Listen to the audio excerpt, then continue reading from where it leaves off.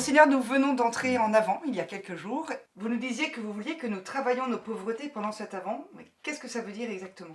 En regardant un tableau qui est à la cathédrale, qui représente la naissance de Jésus, j'ai été comme frappé de façon nouvelle par la pauvreté dans laquelle Jésus a voulu naître. Découvrir nos pauvretés, c'est en fait un engagement que vous nous demandez de prendre pendant cet Avant? Pendant ces 4 semaines, je regarde mieux et je me dis où et comment est-ce que je peux servir.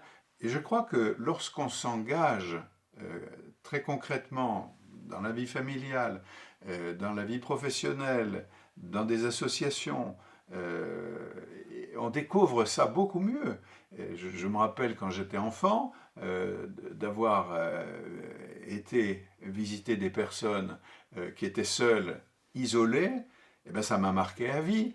Et combien de personnes isolées ne reçoivent jamais la visite de leur famille, ou quasiment jamais, une fois par an, alors qu'elles vivent une solitude qui est terrible.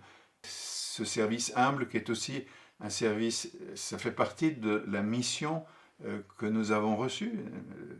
Évangéliser, ce n'est pas parler d'abord, c'est parler oui, mais c'est Témoigner d'abord. servir, c'est servir. L'esprit de service, c'est un cadeau à faire à nos enfants? Le cadeau à faire aux enfants, c'est pas de les gaver, ni d'en faire des consommateurs, des énièmes consommateurs d'une société qui consomme, mais ce qu'il faut, c'est non pas consommer, mais donner. Je reviens du Bénin, j'ai vu des gens qui effectivement matériellement sont très pauvres, c'est incomparable avec notre manière de vivre ici, mais qui ont le réflexe du don et de l'entraide dans l'extrême pauvreté. Et en même temps, je crois qu'il faut vraiment faire le vivre avec tous ceux qui, croyants ou incroyants, participent dans des associations, dans des mouvements de toutes sortes, locaux surtout, à faire que le monde soit plus humain.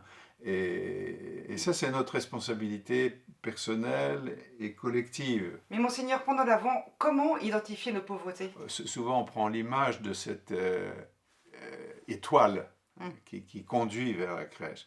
Je crois qu'il faut qu'on se laisse éclairer par cette lumière